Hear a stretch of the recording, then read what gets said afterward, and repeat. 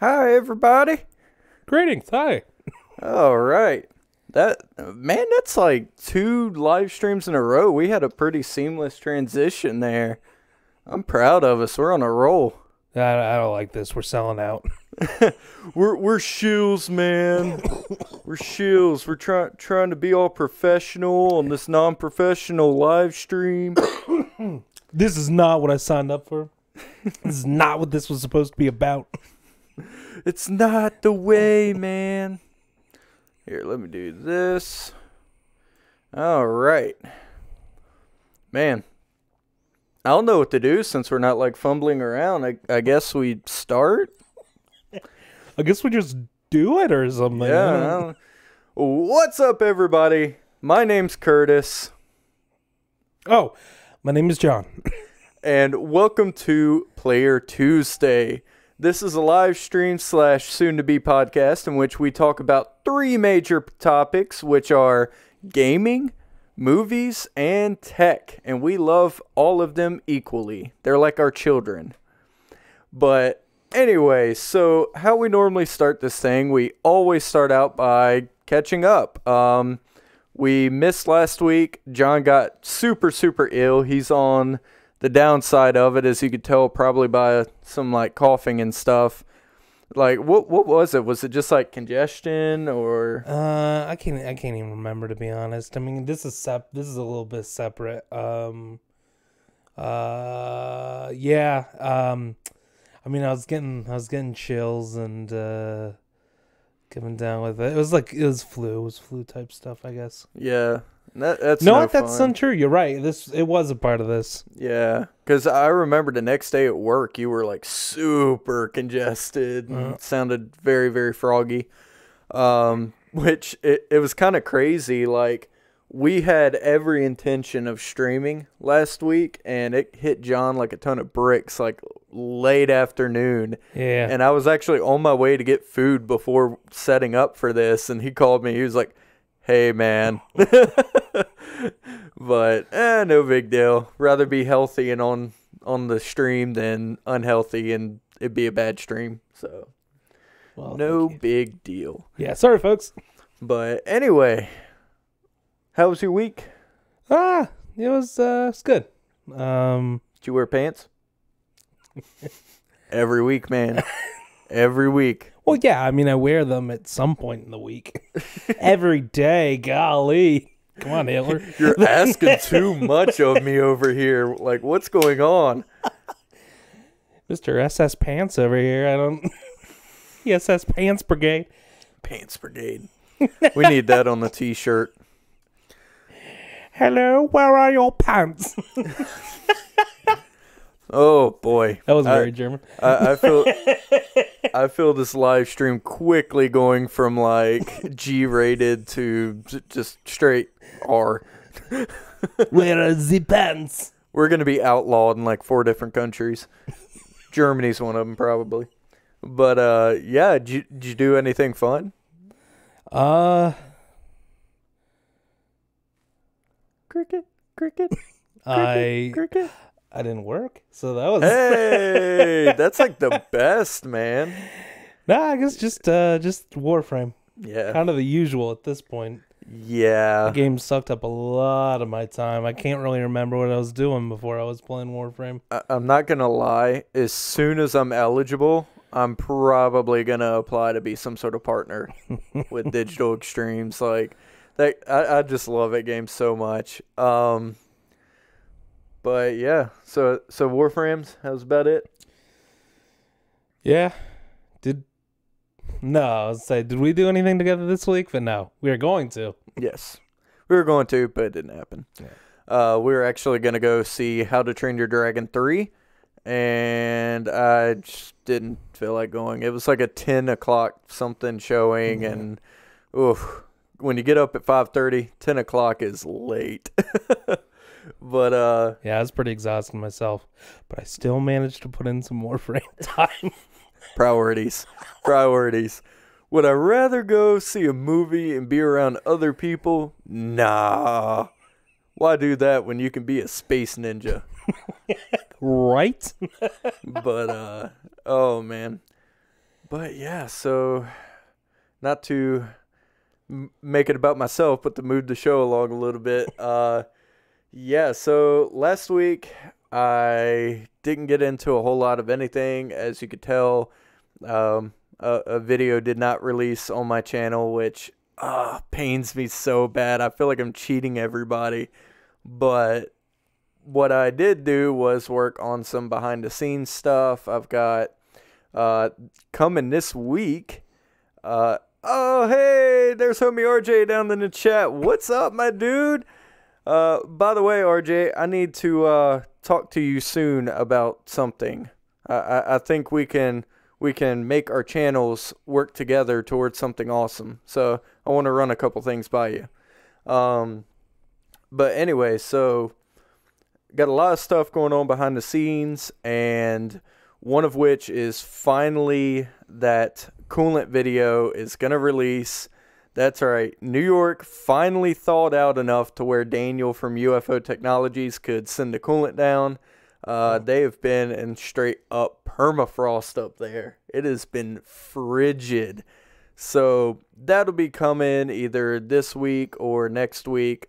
Just depends. I really want to give that video the excellence it deserves. I feel like I butchered the past video, so got to make this one right. But anyway, if you hear me pausing, it's totally intentional because my wife hates that I use like so much in sentences. Like, I don't know what to say, so I'm just gonna like sit here and kill time. So I'm making a mental note. I'm like, there I go. I'm making a mental note that I cannot use the word like out of place. So yeah, bear with me. I'm breaking bad habits here. It's stream juju. You're not supposed to do that. So anyway, that was a rabbit trail. We're gonna be doing good tonight. So that's lined up. I played a buttload of Warframe over the weekend, and I'm 180 hours in, and I finally hit Second Dream, which is a quest line in the game, and boy, did that game dump a whole lot of stuff on you and just completely turn you on your head. So, oh man, it's like, it hurts, doesn't it? It hurts. It's so painful that now that I'm paying attention to it, it hurts so bad. But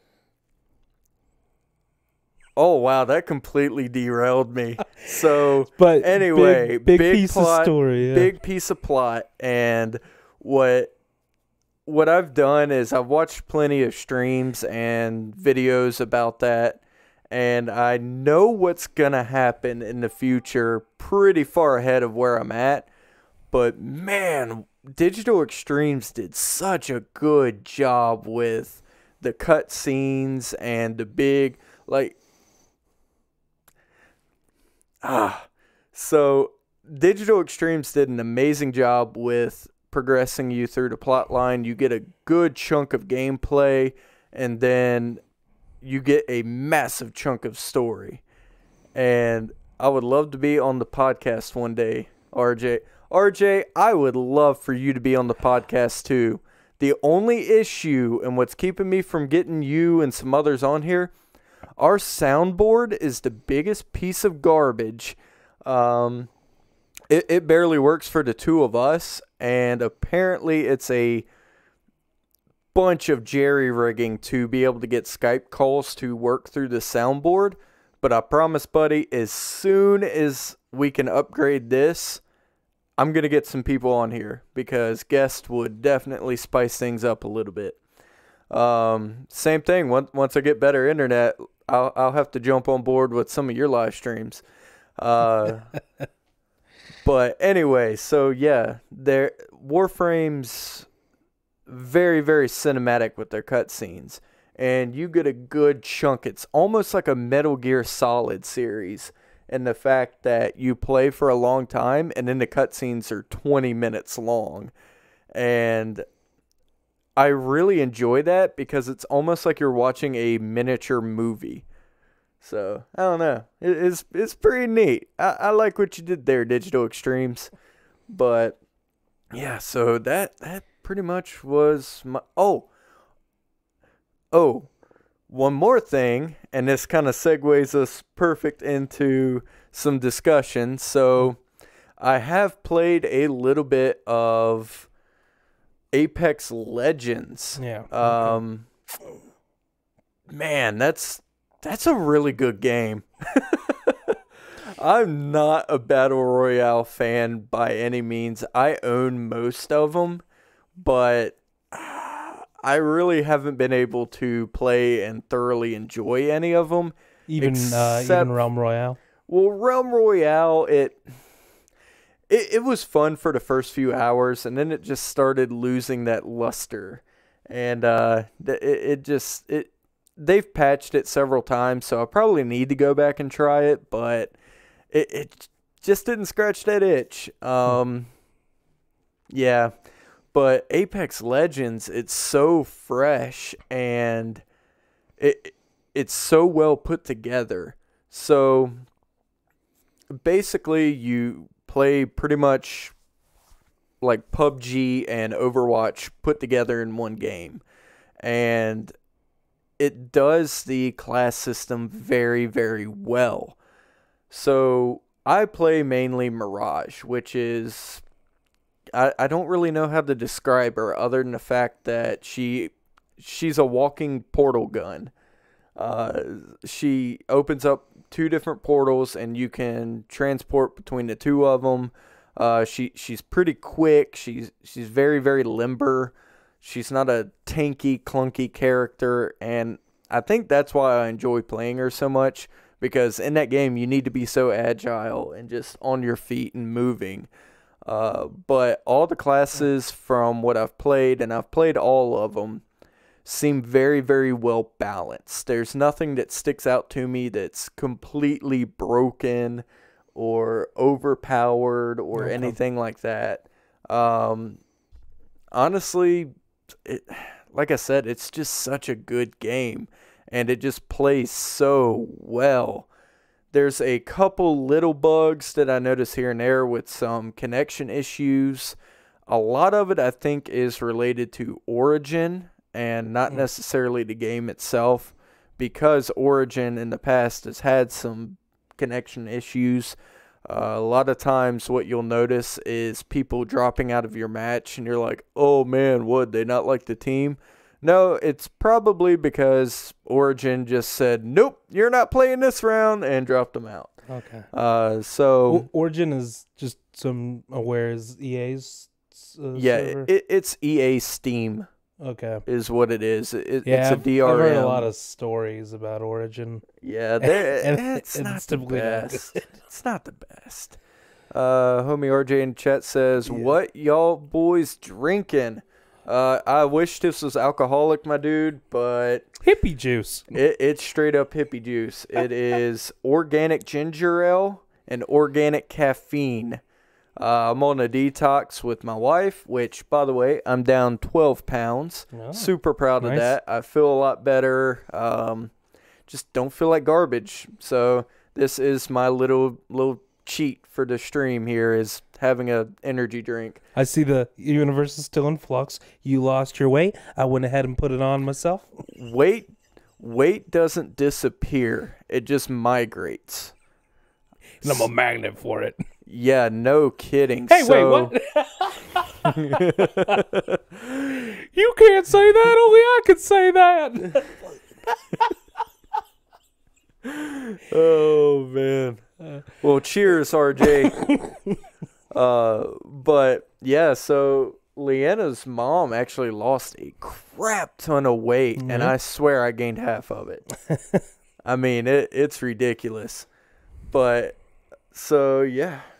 Detox going well, feeling good, doing things. It's definitely helping with my lifestyle, so all about finding that balance. Big boy life. Isn't that the truth, man? Isn't that the truth? Yeah, I part of me wishes that I could wear like skinny hipster jeans, but man, these thighs, I can't do it. I can't do it. Be proud of your thighs. Yeah, I like my thighs, but boy, they make pants shopping really difficult. But anyway, so instead of Fashion Week, this is Player Tuesday. So talking about some other games. So Anthem released the 22nd, and it has gotten a ton of crap. I said before it released, when it was still in beta, that it didn't look like a bad game. It just looked like it wasn't finished yet. But what kills me is EA is saying that 6 years of development went into this game. I don't believe it. I don't believe it for 1 second. Because I don't know how long Apex Legends was in development, but I guarantee you it was less than 6 years, and it is so much more polished than Anthem. Granted, Anthem is kind of a different being, and it's based off of I believe what the engine was for Mass Effect Andromeda. Knowing so very little about Apex Legends, that in Anthem too, while we're at it, that feels like an unfair comparison to some degree. Well, I'm not comparing. Well, Apex. in terms of quality, in terms of the time frame, considering that Anthem's an RPG. Yeah. Granted, yeah, it's different going from 6 characters loading onto one map that stays constant all the time. I understand that. But what kills me is 6 years is an awful long time, and what it feels like. You said 6. I thought you said 2. I was like, 2. No, 6 years. Yeah. So in 6, what it feels like to me was maybe in the past year they scrapped an entire build of the game and started from scratch again. And the issue with that is, I guarantee you they could have made the other build work if this was the case. But when you rush an RPG like that, you can't design and manufacture an RPG in a year of this magnitude. And it be polished. That's why I think that it's unfinished, because there's so much going on. I think consoles are having a little bit better time than PC. PC seems to be where a majority of the bugginess is happening. So if you're playing Xbone or PS4, you're probably good for the most part. One big issue that I've seen is the way they roll stats. I don't know if you're familiar with Borderlands and how they do that. You have different rank weapons, and within those ranks, there's random RNG stats configured in it. So you could have that actually pertains to the sentence, by the way. You could have 93% critical damage on one weapon, get an identical drop, and it might be 83 or something like that. So what people are noticing is there's no bottom end and there's no top end. So what happens when RNG rolls over 100% or over what the weapon is supposed to be rated at, it makes it 0. So people are getting I believe it's a heavy machine gun that also does explosive damage, and the explosive factor is rolling a 0% damage. And no, it's a 0% chance with 0% damage. And people are pissed about it. Because you gotta think, if you farm for these weapons, which I don't know what the drop rate of this happening is. I assume if the number's between 1 and infinity, it's probably pretty slim. These people are probably trying to get this to happen. But just the fact that that's there, I mean, that's simple stuff. That's going into the code and just setting thresholds. Like you can't be below this, you can't go above this. The random number generation has to happen within this window. That's the sort of stuff that drives me insane.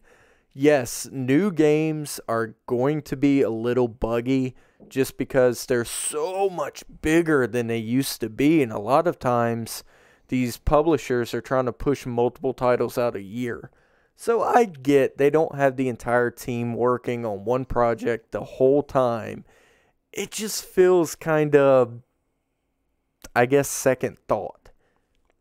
I don't know. What's your opinion on it? It's funny because I forgot last week we were going to talk about this to some degree, about the nature of games releasing before they're fully finished. I don't know. It's totally a topic we're going to have to save for another day too, because I feel like that's a really good discussion. It's such a hard thing too, because it's all based upon the market. The companies want to make money and people want the products. So the companies will find that the faster they can roll out products, the faster they can appease customers. Customers enjoy their products quicker, and you end up getting into points of expectations. Suddenly now it's if a game's taken more than 2 years of development, something's wrong. Rather than that being the rule. Yeah. And it's kind of, it's that way with a lot of various things with with TV shows, with movies, even with I mean everything, honestly. Yeah. Our rate of consumption has just increased so heavily. We were just talking a second ago about how there's so many articles about there's a need with journalists. There's a need to produce such a large volume of content that there'll be 20 articles on the same topic within a week span. It gets ridiculous. Yeah, I don't know if any of y'all ever have just looked up gaming news or gaming articles, but yeah, you're just bombarded with fluff. Let's see, RJ down in the chat, a lot of companies rather rush a game just so they can get their money as well as get it out before the competition. Which I agree with. I totally agree with that. But I also wonder if the customer isn't to some degree to blame, because there are bitch fits thrown when products aren't available when expected. And I think... And to blame may be the wrong word. Maybe it's simply sort of the nature of things. Yeah. And I don't know if there's any way out of this cycle. So I think the cycle starts when people... All right, the hype train is a train. Once it gets momentum, it can't stop on a dime and restart. So what I believe is going on are initially the companies are saying, oh man, big time game releasing in spring 2019 and it's fall of 2018. Well, now they've put that pressure on themselves to get the ball rolling and get it as done as possible, because now they can't delay that game without massive backlash. Now they are tied to a time frame. I feel like if they can get it to where it's functional beta, then from there they should be able to release and say, hey, by the way, next year this game's going to release.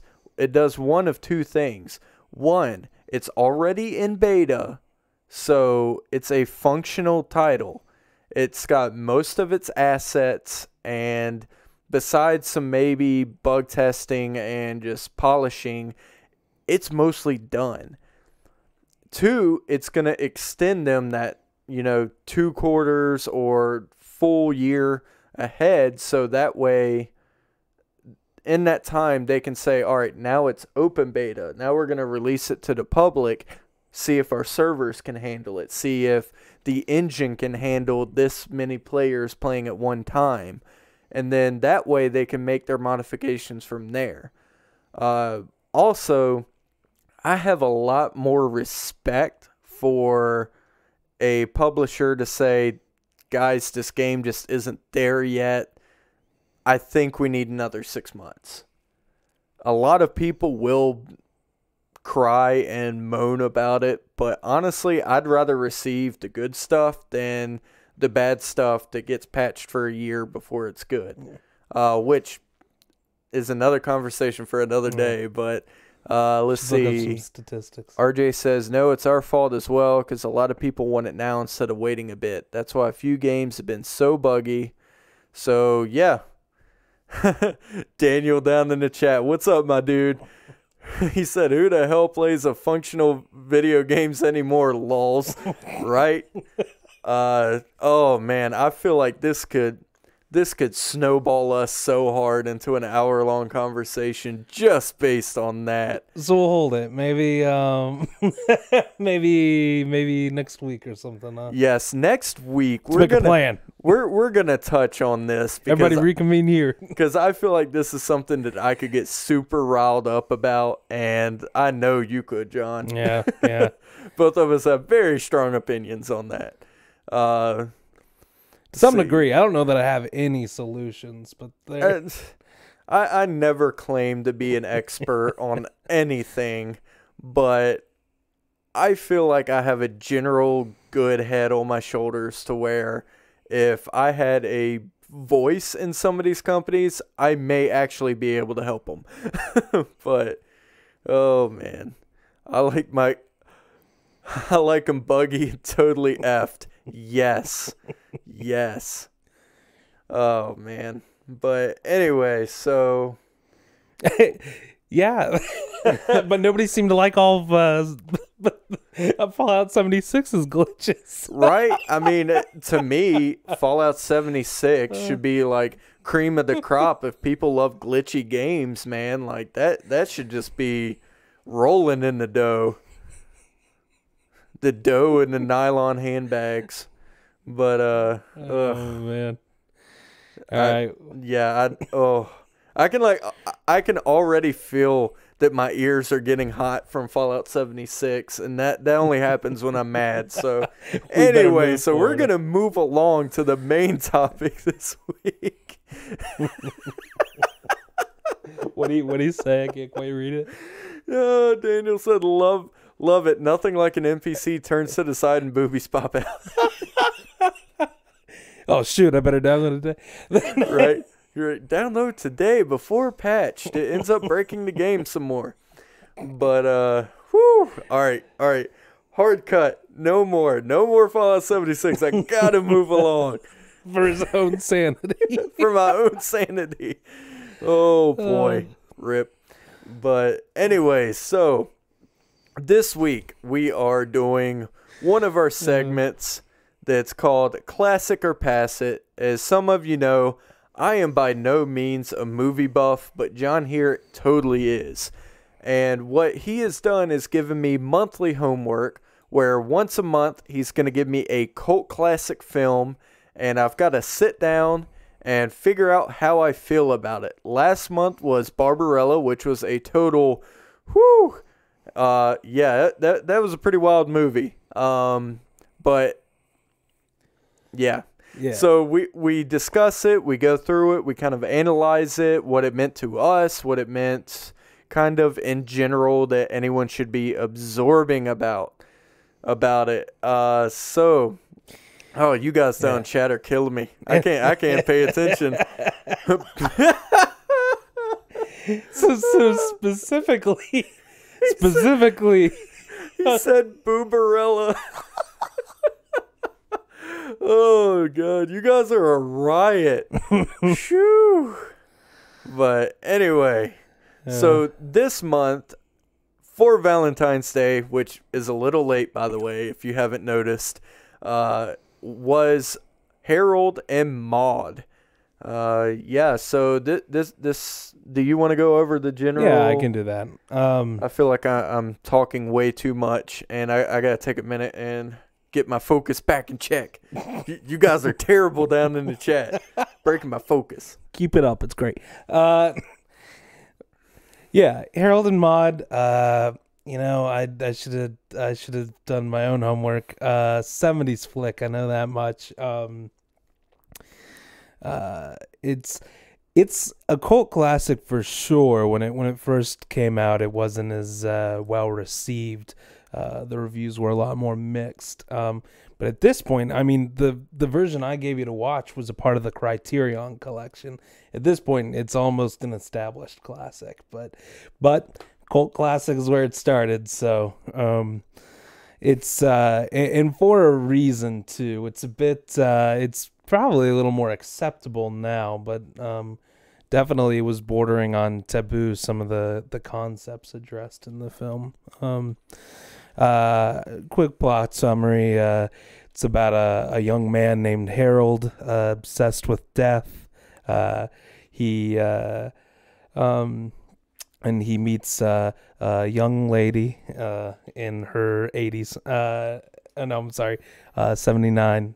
She is, and they start a budding romance. Yeah, that's one way to put it. But another way, I guess, would be that she teaches him about life, I suppose. Before we go too much further, because we'll have to just to do the movie justice, we'll have to have some spoilers. Why don't we go ahead and give it our ratings? All right, so yeah. Our classic or pass it. Yes. Classic being seal of approval, pass it, well, being not so much. Yeah, so like he said, we want to go ahead and give it our seal of approval in case you're watching this and this movie kind of sounds like something you want to watch. We won't spoil it for you. Be warned, spoilers be ahead. So if you're going to stay on the channel or on this live stream, we will spoil the daylights out of this movie. And by the way, sorry Daniel, down in the chat, I've got to keep it somewhat clean for the channel. That's why I've had to hide a couple of your posts. But yeah, sorry about that. Just got to do it. But anyway, so seal of approval. You go ahead, John. Seal of approval. Yes. Classic for me. I was very, very surprised, but honestly, I have to give it a classic. Yeah. Yeah. Unlike Barbarella, I will stamp this with my seal of approval. So you bordered then? Yeah, it was pretty close on the border, and I'm gonna further explain. Like what I feel like we can kind of analyze this film in three major topics. So the first of which I didn't really know what else to call it besides culture of the film, and by culture I mean it's kind of a wide margin. It could pertain to a lot of different things. It could pertain to the era in which the film released, and that could that could mean social, actual chronological time events, just things like that, pertaining to the culture of the world, I guess. The movie in context of society at that time. Exactly. So, yeah, up front. So, culture of the movie. This movie released in the early 70s. Would you say 71? Yeah, I know it's 70s for sure. I feel like I saw the copyright was Where's 71. But anyway, so during this time, you had the hippie age, and all of this was going on, and they were trying to break this old world view. Which every few decades you run into this. Some could even say now is probably one of those decades where the younger age and new age thinking is just chipping away at the way in which the world was ran. So in this movie, Harold is he's an emotionally distressed depressed, really down, trying to constantly kill himself young man. And Well, yeah. Well, yeah. I mean, the movie opens with him preparing some things, and you see a noose, and yeah, and you see a woman walk in to the room talking aside, not paying attention as his body sways back and forth. yeah, And when she looks, she treats him with such nonchalance, like he's not even there. I, And it becomes clear as time passes that Harold likes to do these little exhibitions of yeah. suicide. That's a good way to put it. But yeah, like you just said, I mean, that was a huge shocker for me. First 5 minutes of the film, the guy's hung himself, and you're just like, what am I watching? This is crazy. And the whole movie, it's stuff like this. I mean, at one point you think he shoots himself in the face. At one point you think he's done like bled himself out in the bathtub, and just a whole bunch of these exhibitions in which you could tell that they were really taking a stab at film at that time. At the time, that you don't make movies like this. You don't show that aspect of life. Like, someone might be sad in a movie, but you don't show them trying to do this. And I feel like... And I don't think he was necessarily trying to commit No, suicide, but it was, in fact, I think even then, contextually, it would have been played for laughs once you realize what's going on. But it is just, he is just very obsessed with darker matters. I mean, he's constantly at funerals. When he's not killing himself, he's spending his time at the grave sites. Yeah, and yeah, and he really isn't trying to be successful in his attempts. Later on in the movie, you kind of get a little bit of light shed on why he's doing it and the origins of it.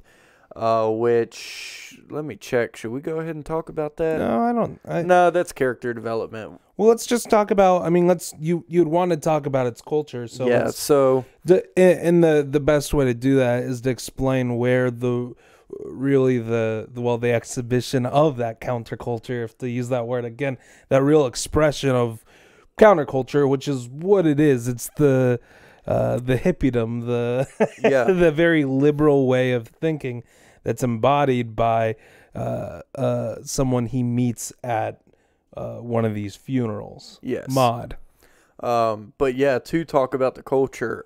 So at one point, this movie kind of rotates around the idea that Harold is 19, he's becoming a man, so his mom has decided that he needs to get married and that it's his time. So she went to online dating, not really online, but I honestly don't know how that works. I guess you telegraph it?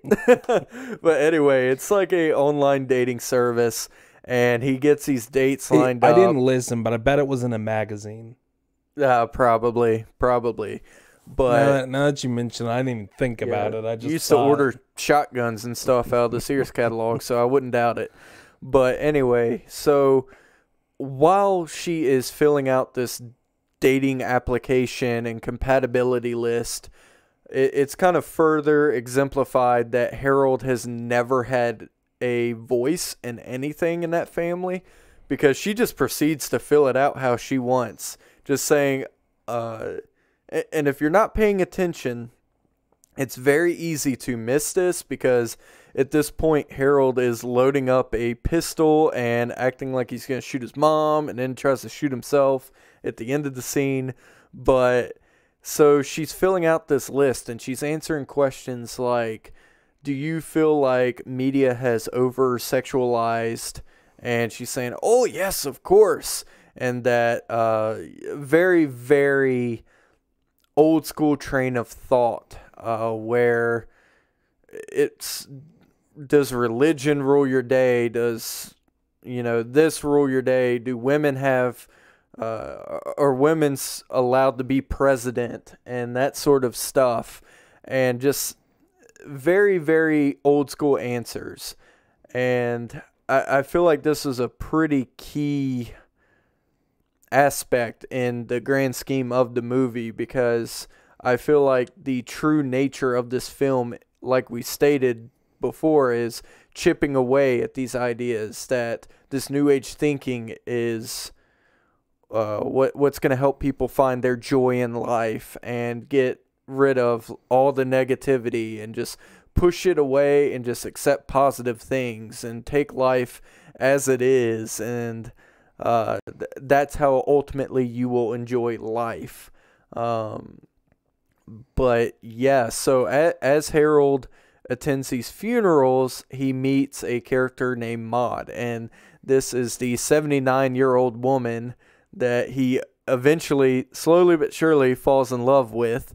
And she kind of opens the world in his eyes, that this world isn't a dark place, that there's so many things to enjoy in life, and you can take any situation and kind of see the fun and excitement out of it. Whether it's being chased by a police officer on a motorcycle because you stole a tree and someone's stolen the car. Actually, let's not gloss over that. I want to talk about that scene. Which, yeah, okay. But so anyway, she is kind of the light in his darkness, and slowly converts him over to be a happy human being. Well, at one she's definitely she's definitely an eccentric, but a lot of her eccentricisms are things that you would find in the countercultural movement. Yeah, absolutely. Let's go over that scene. It's a good example that oh man, this movie. One day they're in town though, and they find the tree planted and on the side of the road or whatever, on a street, and it's that the state would have planted, and it's dying, so they remove the tree. She steals that's something I forgot. That's the thing about Maude in this movie. She doesn't have her own vehicle. Whenever she wants to go somewhere, she just jumps in and steals somebody's car. Yeah, she stole Harold's car and the preacher at a wedding's car, and then steals this random El Camino, and they're blaring down the interstate, going as fast as they can with this tree. So that they can replant the tree back into nature. Yeah, very very hippie. But yeah, so you could go ahead. Yeah. All right. So anyway, they're going down the road. Of course, they're speeding like crazy. They get pulled over, and Deputy Mustache walks up to the car. And he's like, "Oh, that's what's happened. They blow the they're going through. Yeah, they go through a toll. Yeah, and of course they're not going to stop. So they blow right through it. Deputy Mustache comes out and he says, "Ma'am, do you have a license?" She says, "No." "Have you ever had one?" "No." She said. He proceeds to ask her, "Well, is this your car?" "No, it's not my car. I stole it." And as well as the tree. And he's just blown away. He's like, what in the world is happening? Like, this is so crazy. But anyway, they make a grand escape from him. Well, they're coming back through town after they plant the tree and get pulled over once again. And so he walks up and he says, "I've got a warrant for you because they escaped them last time." And he's just naming off all these offenses: stolen car, no license, speeding. And he goes, "Is this your shovel?" And she goes, "No, that's not my shovel." And he goes, "Stolen shovel," and like throws it in the bed of the El Camino. And you're just like, what in the world, man? Like, this movie's so weird. But yeah. Did I hit everything you were wanting to? I guess so. Thanks a lot, Curtis. But Hope you're enjoying your conversation with yourself. I do feel bad. I feel like I've been hogging the mic. So if you want, like, just elbow and scratch and kick your way, like, into the conversation. But Oh, man. I'm trying to keep us moving because last stream was like an hour and a half, and we were dying at the end of it. I think we're moving along here. I think, I mean, we, I think one of the big points about this this movie, if you want to break it down into categories to talk about, the second one, you were saying character development, I believe. Yeah. Which, that's as with most films, the theming here is the characters are very important into developing it, but it's because beyond some of the themes like countercultural, about that counterculture concept versus the more traditional values, a lot of the other themes are more philosophical, more personal, and definitely embodied by these characters. One thing that you are working at touching on before is that when the film opens, we're getting to know Harold, but he doesn't seem to have all that much personality. But I think that may very well been on purpose. He seems very bland. Was. And I mean, we come to learn, like the first glimpse we get of him is him doing these faux suicides, and we see, the going to funerals and such, and he purchases a hearse, and it becomes clear every time we see him and his mother interact that she pays him little attention, that she little. Doesn't truly, every time she speaks to him, she's never truly hearing anything that he has to say. And later in the film, he comes forward when he's talking to Maude. It comes out that once when he was younger in school, that there was some sort of incident, I think in chemistry class or something like that, some sort of an explosion. And he ran home. I think he was afraid of getting in trouble, so he snuck up the stairs. And the police came to inform his mother that he had perished in the accident, and she was grief stricken, and it struck him, and it made it had a huge impact on him. And from looking at it, from some surmising, I would presume that it seems like Harold doesn't have any friends when he starts. Or when we start the film, Harold doesn't have any friends, and I'm guessing he never really did. Harold's mom is extremely controlling, and I'm guessing she always was. And I think that he finally found a way to feel value. I think he had been seeking value. He'd never felt value before.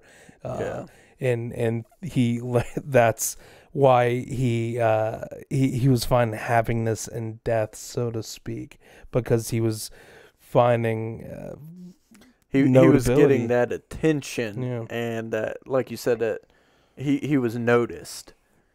So I totally agree. He could tell that people cared. Cared. And to further exemplify on the mom's character, so after that initial scene where he tries to hang himself, he is at dinner soon after, and he's not eating, and his mom looks at him and says, "Well, why aren't you eating?" And he said, "I've got a sore throat," because he just tried to hang himself. He can't eat. He probably can't. He couldn't talk quite right. And she just says, "Well, I want you to go to bed and rest up as soon as dinner's over." Like he's sick.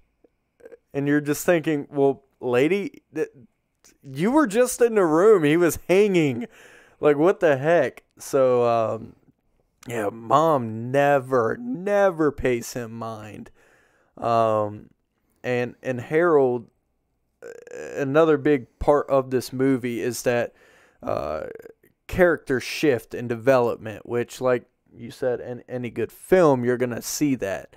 But I feel like that was a critical part of this movie, to see where he starts and where he ends at the end of the movie. Like you said, he buys a hearse. He surrounds himself with death and despair and sadness. And that just leaches the personality out of him. He's socially awkward. He doesn't have fun. Well, I would argue what leaches the personality out is that is just that he may literally have no personality to begin with, so to speak. Yeah. He doesn't know how. I would say he doesn't know how to express himself, but maybe rather it's that he's never been sort of taught to express himself. He's never been put in a like his life with his mother. He's never been expected to express himself, and thus he doesn't. The value in himself he can only find by the outlet of others. Yeah. It's only by others, which is why he has such a strong connection with Maude, because she lives for the sake of living. She's all about self-expression. She actually loves life, and she loves death too. She loves the cycle and the growth. I was gonna say she loves the cycle of life, like beginning to end. But anyway, sorry, I didn't mean to interrupt. No, I was that's it very simply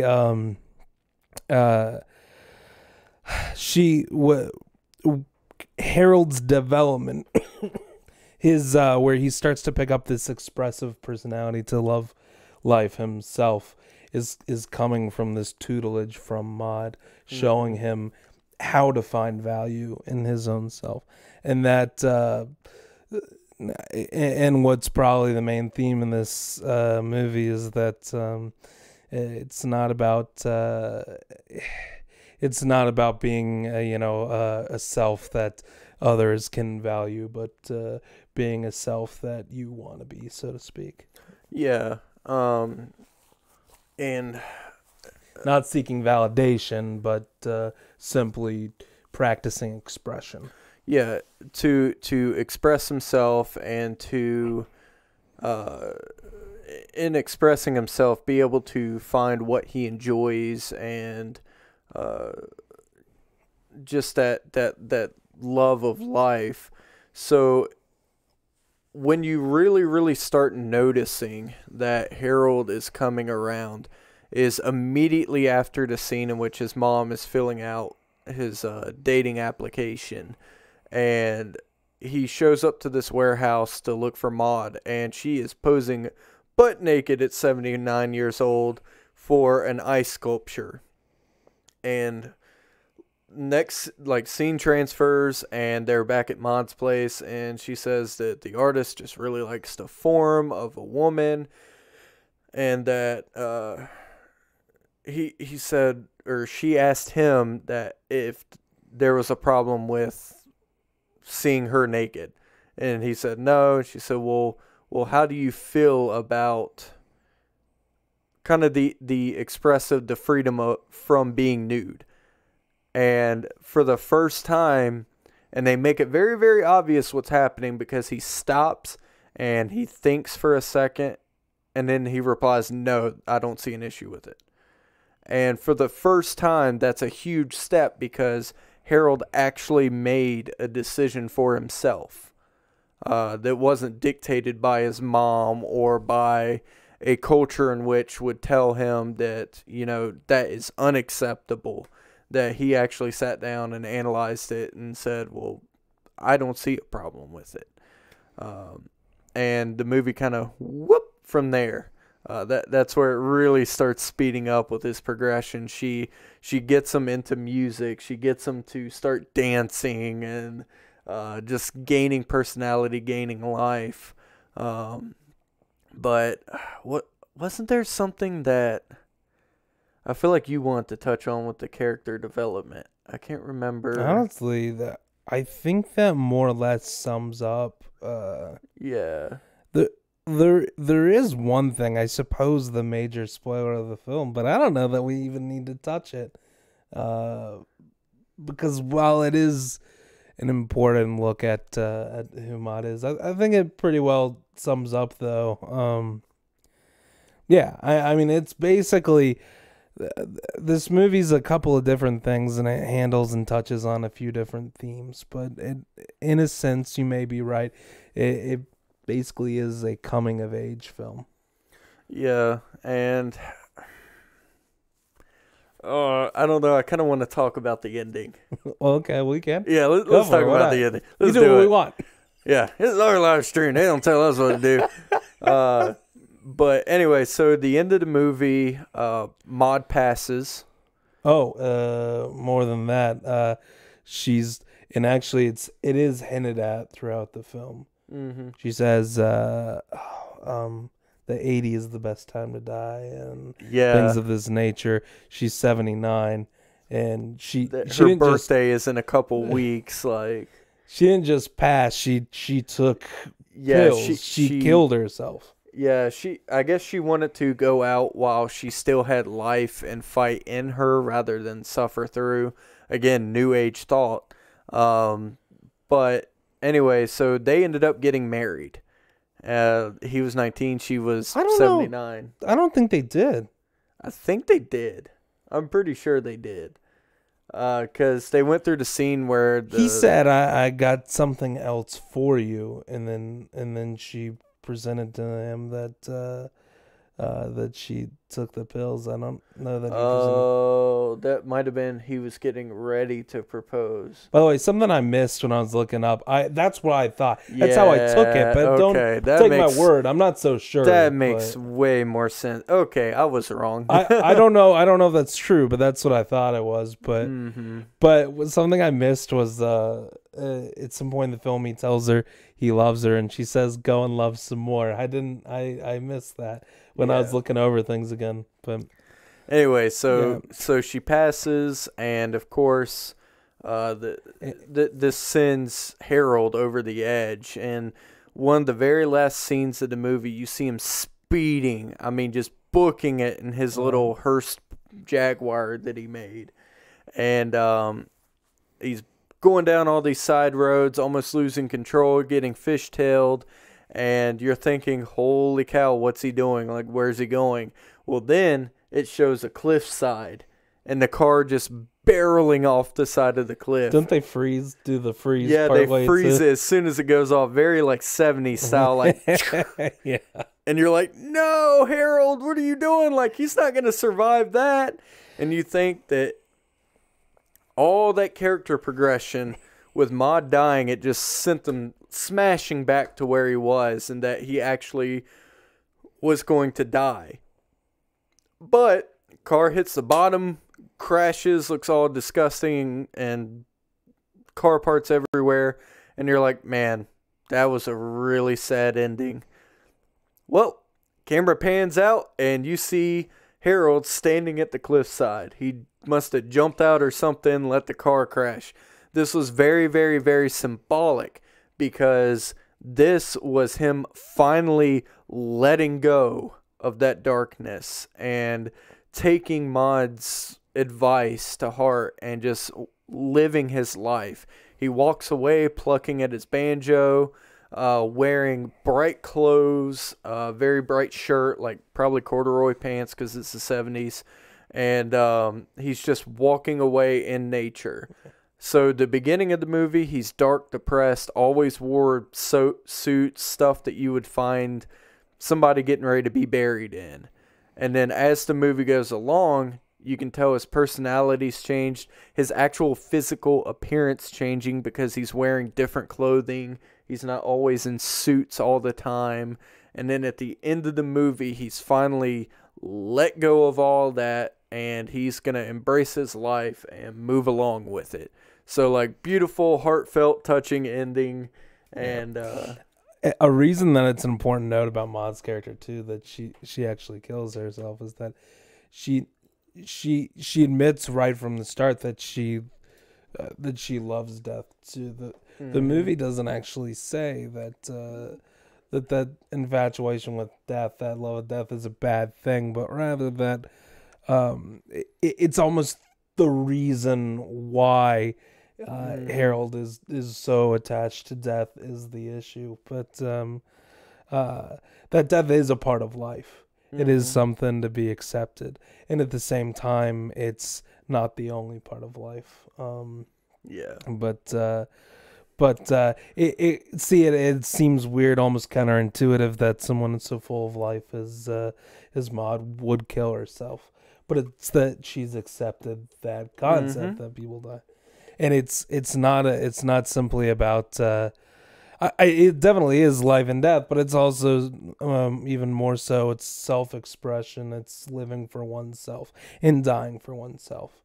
80 was a good time to die, and so that's when she decided to die. Yep. She lived life on her terms. Exactly. I was getting ready to say that. It was on her terms that she died, because ultimately she was in control of her life. There wasn't anyone or anything that could tell her otherwise. And, yeah. Well, man. And there's so much character development across the board in this movie. Which, by the way, did you catch Maude's origins and why her husband wasn't with her anymore? No, I missed it, I think. Well, they're sitting on the pier, and he looks down at her wrist and sees numbers. Oh, I did see that, yeah. Yeah, so she was a Holocaust survivor, and her husband was killed in the Holocaust. I thought that was going to be more something, and it never touched, and I almost forgot that. Well, it was kind of a loose end, because she said that, he just wasn't there anymore. Yeah. And you're like, well, did he leave or whatever? But no, he was killed. And there's all kinds of little subtleties through the movie like that kind of give you a glimpse into each person's life. And like the military uncle who has PTSD, which you don't catch it. You think he's a well-groomed, like, all-there person. Well, when he's talking about the war, he is manic. Like, just going bananas, talking about, like he got blown up, and that the first thing he asked the medics were, did I kill him?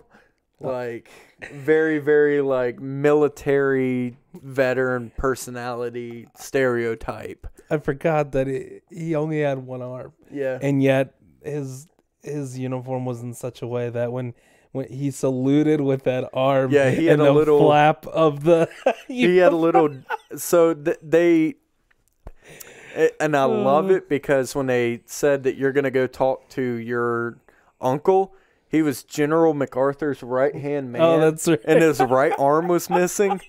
And you're just like, oh, that's such a bad joke. But yeah, he had a little drawstring right here at his collar. Right. And when he'd pull it, the little like flap that stayed like this would be like, whoop. And then he would salute, let go of it, and it would go back. And it was like, they kept with the military mind, or the mindset about the military then, where like your clothes are perfectly ironed, like the seams are perfect, and if you look at his flap, it's like starched into place, like perfectly straight ironed, like military creases. And again, it's just playing on that old school thought of, military are just these like aggressive, like dead mindset people. But yeah, there's all kinds of subtleties through the movie. And I love that. Like, I love it, because each time you watch it, something's going to pop up. Yeah, I'll be frank. I actually hadn't seen this film before we did this, and I felt a little bad about talking about it, because I didn't quite do its due diligence. And but But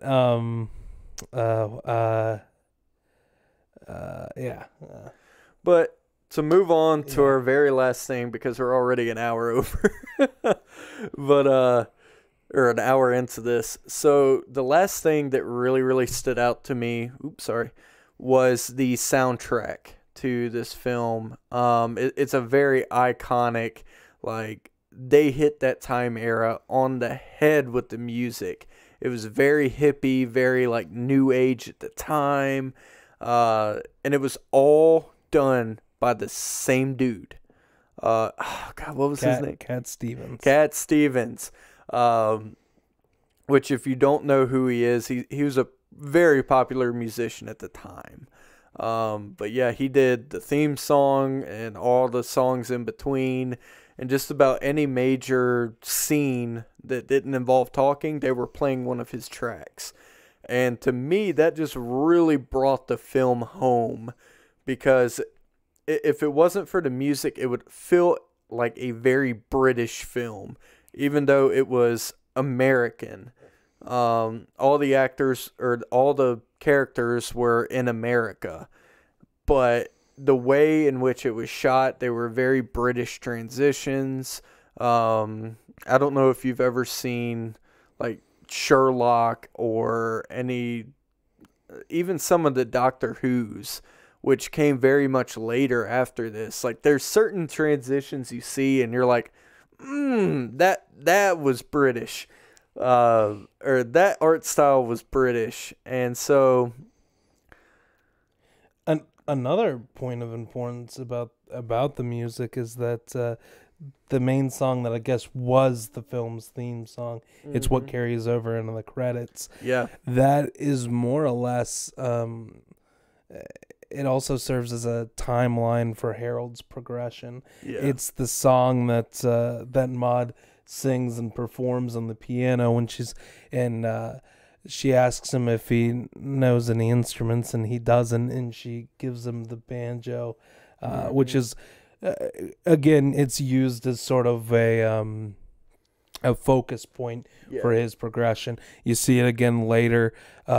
He's strumming, and that's the song that he's playing too. And at the end, if in his final transformation, if you like, it was his final form, walking away from the cliff, that's the song that he's playing out.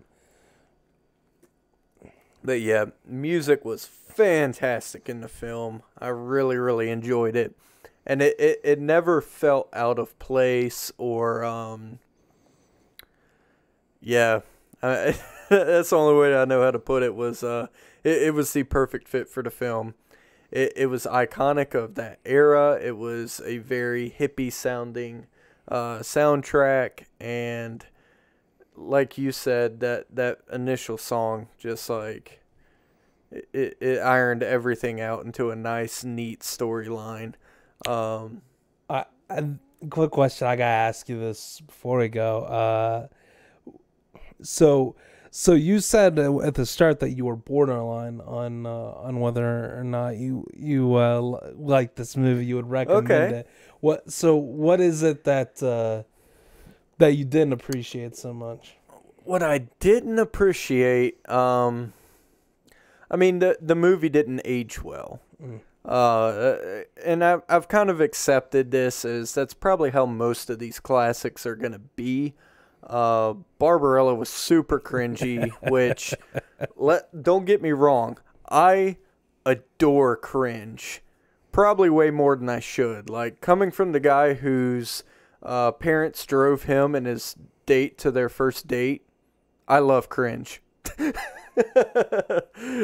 My life is cringy. But so it's not so much that bugs me. I hate when it ages so poorly that it causes a disconnect. What specifically? Because I don't know if I know mainly. what you mean. Do you have any off the top of the head? I kind of find the British cinematography style kind of cringy. Okay.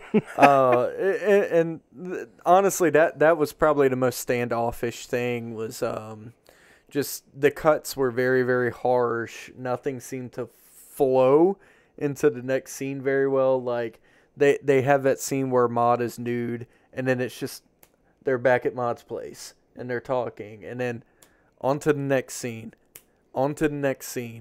and the whole movie's filmed like this. And honestly, the only time that there wasn't a harsh cut was probably towards the end, where he's like running down all the back roads and everything. It just didn't seem as harsh. But also time seemed to progress very weird there, because it seemed there's this big scene and it seems like he spent all day with Maude. Well, then he goes home and it's like still daylight out, but it's the same day and he's talking to his mom. And I mean, it just little optimizations that modern filmmaking has kind of not polished, but just smoothed over. So the age look didn't really hit anything with me. What made me come around and change was once I stopped looking at the movie on its on the cover and I started reading inside the book. That I was able to open up the movie and kind of see like what was going on, what the director was trying to convey, and just things like that. Other big part was, and honestly, it's probably the thing. It was probably so intentional to grab your attention, but just that hanging scene at the very beginning, it catches you off guard so hard that, I mean, you don't expect it. Like, he's lighting a candle, you see him like step up on the stool, and then 2 seconds later, stool drops out and he's hanging. And you're just like, what the heck? And for me, this is one of those films, actually, when I watched it, that I wondered if maybe I've just seen too much like it. Yeah. The first time I ever saw Blazing Saddles, it was actually later in my life. So I'd already seen so much that Blazing Saddles had inspired. Yeah. So when I watched it, I was like, I've seen this before. And I'm like, I get that this is where it started, but it's just sort of a weird, it's hard to fully appreciate it because it doesn't seem novel. And I think there are some things about Harold and Maude that felt that way to me. That scene at the beginning is a good example. It caught my interest, but I wasn't shocked or anything. I've seen this kind of stuff before. I've seen these kind of plays before of someone who's, dying at the beginning, and that being a sort of a means to the end in the scripting. Yeah. Oh, man, my leg's asleep. Oh, geez. Like, totally asleep. Like, no motion whatsoever. Oh.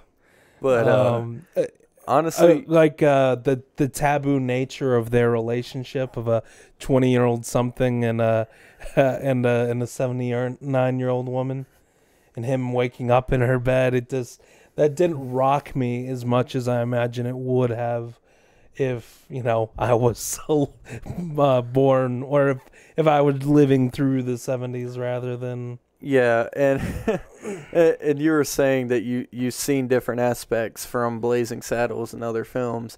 I caught a lot of Better Off Dead in this movie. I gotta be honest, I did. I caught a lot of Better Off Dead. And it's mostly just because that's like the premise of the film just falls so neatly. Yeah. But every time that he would find a creative way to kill himself, I would imaginally be taken back to... Yeah. And, like, just the social awkwardness of him. Like, granted, the dude from Better Off Dead wasn't as, like, depressing. Definitely not the same kind of comedy, for sure. Yeah. But, for me, I wasn't totally sure how I felt about it either. At first, but it feels like a movie that I need to watch again to get a better feel for. But I can fairly confidently say classic because I just enjoyed it. It made me laugh. It made me feel not so heavily. It never. I think maybe even I knew a little bit too much about it. I was waiting for that romance, and honestly, while it's always on the cusp, they don't actually pull it out until like the last 20 minutes of film time too. There was nothing that really caught me. Maybe the ending. With Maude committing suicide, and then there was in that scene where he's racing towards that cliffside, I wasn't actually sure what was going to happen there, but yeah, I thought for sure he was finally gonna like end it. but I did find it a hugely entertaining film, though. It kept my interest the whole way through, no problem. Absolutely. And this poses the question of the week. In a classic film, do you prefer culture, character development, or soundtrack, and why? Let us know down in the comments of this video, or, you could hit me up on social media. Just look up Digibit Curtis on the Twitters or the Instagrams, and you'll find me. But yeah, we super look forward to seeing what you all think and kind of weighing in and seeing how it compares to what we thought. Also, let us know if you've seen this movie before, or if you're like, man, this movie sounds kind of crazy, I kind of want to watch it. Let us know. We'd be happy to know we swayed people into watching some new stuff. But yeah, I think with all of that being said, it's probably a good point to stop. I can already feel my throat's getting a little raspy. But yeah, so mine's fine. Oh no, it's not. Sorry. I'm a liar. Yeah, it's all good. It's okay to lie as long as it's a little white lie. You can't make bad lie. It can't be a little. That's all it's on. Yeah. Oh dear. Oh Lord. Oh Lord. But all right, guys. With all that being said, I think it's time to bring this one to a close. I'm Curtis. I'm John. And we will catch y'all in the next podcast. See ya.